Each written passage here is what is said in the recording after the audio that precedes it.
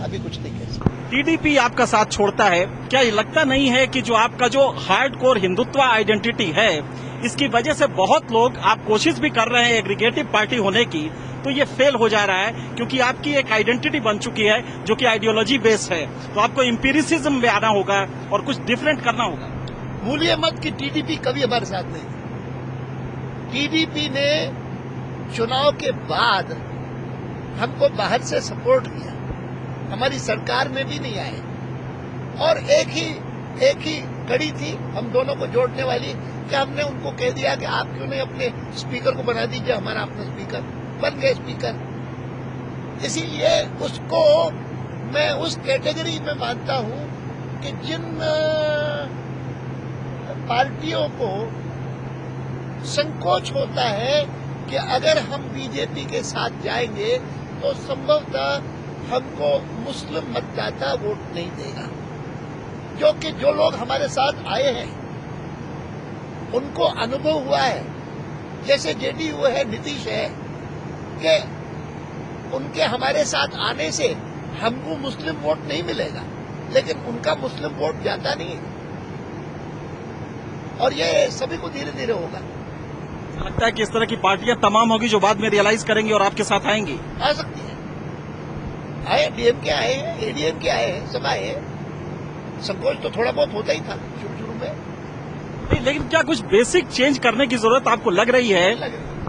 Basic change करके केवल मात्र हम भी वोट बैंक की पॉलिटिक्स के शिकार बन जाए, इसका मैं पक्षपाती नहीं हूं। हमारा दृष्टिकोण ऐसा बनना चाहिए कि जो मुसलमान के समझ में आए कि भाई ये लोग एंटी मुस्लिम नहीं है, ये ईमानदारी से इस पर विश्वास करते हैं कि justice for all, appeasement of none, उससे भी ज्यादा मैं मानता हूं justice for all, discrimination against none. तो फिर ऐसे फेज में जब आप आते हैं तो वरुण आपकी मजबूरी क्यों बन जाते हैं कि वरुण को आप पोस्टर बॉय बनाना शुरू करते हैं? ये क्या मजबूरी होती है आपकी?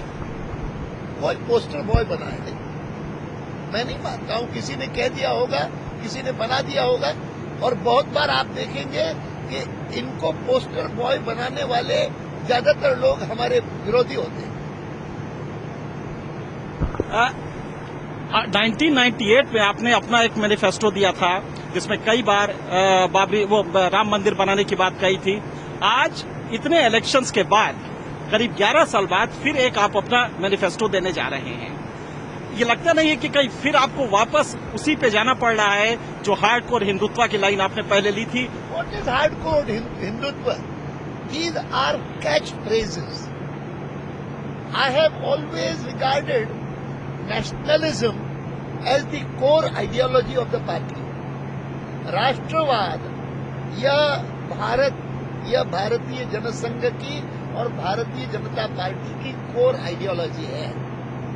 और जिस प्रकार से गांधी जी को भी लगता था कि अगर कोई आदर्श राज की बात करनी तो राम राज की बात करो, गांधी जी को कभी संकोच नहीं होता था अपने को सनातनी हिंदू कहने में। मैं मानता हूं कि मुस्लिम लीग को उसी पर आपत्ति होती थी कि रघुपति राघव राजा क्यों करता है, ये अपने को हिंदू क्यों कहता है। अच्छा, क्या आप ये बात मानेंगे? इसीलिए मुस्लिम लीग कांग्रेस को हिंदू पार्टी कहती थी आप मुसलमानों का प्रतिनिधित्व कर रहे हैं, ये दावा मत करिए। वो गांधी जी की आलोचना करती थी कि वो धर्म का दुरुपयोग करता है राजनीति के लिए। यही दो आरोप हम पर रहते। Is it not significant? ये महत्वपूर्ण नहीं है कि जो आलोचना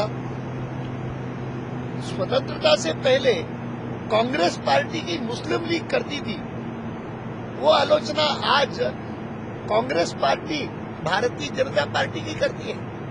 अच्छा, क्या आप ये बात मानेंगे कि इलेक्टोरल पॉलिटिक्स में प्योर आइडियोलॉजी की जो पार्टीज है वो कहीं किनारे रह जा रही हैं? ऐसे में एक एम्पिरिकल एस्पेक्ट को भी डेवलप करना होगा, खास करके तब जबकि आइडियोलॉजी बहुत ज्यादा अपील नहीं करता है और कहीं न कहीं सर्टेन चेंजेस करने पड़ते हैं। अच्छा, स्वतंत्रता प्राप्ति के बाद स्वतंत्र भारत में कांग्रेस पार्टी को छोड़ करके अगर कोई दूसरी पार्टी उभरी है और जो आकर के मुकाबले में कांग्रेस के खड़ी हुई है, तो वो वही पार्टी है जिसको आप आइडियोलॉजिकल पार्टी कह रहे हैं। तो जिसको आप कहते हैं कि आइडियोलॉजिकल पार्टी विकसित नहीं हुई है, हाँ, उसमें एक क्षमता चाहिए कि आइडियोलॉजी कोर होते हुए भी उसको कार्यक्रम इस प्रकार से प्रस्तुत करना कि जिसके कारण उसका एग्रीगेटिव स्वरूप बने। मैंने पहले भी कहा था, how to transform an ideological party into an aggregative party has been a main task before us and we have succeeded considerably. प्रधानमंत्री को आपने चैलेंज किया है डिबेट में, टेलीविजन डिबेट में आने के लिए, और आज आपने सोनिया गांधी को भी किया है। क्या लग रहा है, कांग्रेस ने इसको रिसीव सही नहीं किया? नहीं करेंगी। मैंने जब कहा तब भी मैं उम्मीद नहीं करता था कि वो करेंगे। तो आपने कहा क्यों? मैंने कहा इसलिए क्योंकि उसका लोगों को संदेश पहुंचता है। मैंने क्यों कहा कि लोकसभा में खड़ा होना चाहिए? जानता था कि नहीं खड़े होंगे। जीवन भर में एक ही बार खड़े हुए और अनुभव अच्छा नहीं हुआ। तो सोनिया जी डिबेट में आए, या आप अभी भी पेशकश करते हैं? मैं चाहूंगा, अच्छा रहेगा। मैं डिबेट की बात इसलिए भी करता हूं क्योंकि मैं समझता हूं कि जो लोग भी लोकतंत्र को प्रभावी बनाना चाहते हैं, उनको धीरे धीरे करके इस प्रकार के प्रयोग करते रहना चाहिए। अच्छा, रीजनल फोर्सेस जब इलेक्शन हो जाएगा, क्या लग रहा है आपको, किन किन स्टेट्स में आप अपने को बेटर मान रहे हैं, अगर आप ये मानते हैं कि आप बेटर करने जा रहे हैं? नहीं, मैं मानता हूं कि कुल मिलाकर के हम इस समय बाकी सबसे आगे हैं और कई प्रदेशों में हमको सफलता मिलेगी। मैं नहीं समझता हूं कि उसको स्पेल आउट करना जरूरी है।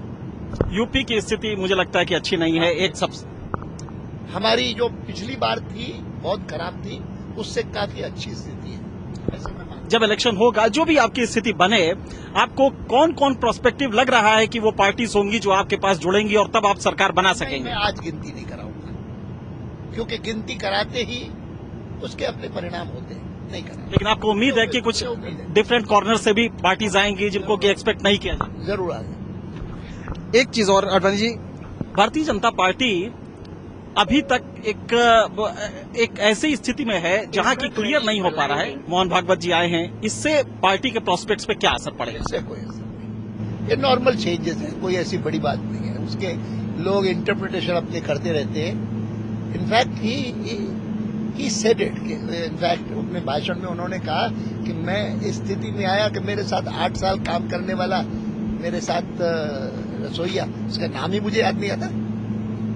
आरएसएस पूरी तरह इस समय तो मैदान में है, पूरी तरह से जैसे रहता है हमेशा उसको कोई खास तौर पर पूरी तरह से रहता है। कोई ऐसा मैसेज जो कि आप इलेक्टोरेट को देना चाहते हो, जो कि अभी तक आपके तस्वुर में नहीं आ रहा? संघ शुरू से जब से जनसंघ बना, वो क्योंकि राष्ट्रवादी संगठन है, स्वाभाविक रूप से पहले जनसंघ के लोगों को ही स्वयंसेवक समर्थन देते थे, अब भारतीय जनता पार्टी को देते हैं। वरुण के केस के बारे में एक लाइन में आप बता सकते हैं कि क्या इसको किस वजह से आपने सपोर्ट किया? मैं मानता हूं कि वरुण जी के प्रकरण को महत्व इसलिए मिला क्योंकि इलेक्शन कमीशन ने एक असाधारण बात की, अनप्रेसिडेंटेड थी। उनका ये कहना कि पार्टी को इन्हें टिकट नहीं देना चाहिए। मैं तो हैरान हुआ। मैंने कहा कि यहाँ हिंदुस्तान में पिछले 5 सालों तो ये इशू लेजिटिमेसी और लीगैलिटी का है। आप लेजिटिमेसी के लेजिटिमेट आपका नहीं है, ये वरुण को सपोर्ट करना लेजिटिमेट नहीं है, लीगल भले हो। मैं वरुण को सपोर्ट इसलिए किया क्योंकि उनके लिए कहा गया कि इनकी टिकट मत दो, और इसको एक सलाह थी आपको। आप खुद ही क्लेम करते हैं कि आप आइडियोलॉजिकल पार्टी हैं, तो ऐसे में एक लेजिटिमेसी की बात थी, कहीं लीगलिटी नहीं आती उसमें?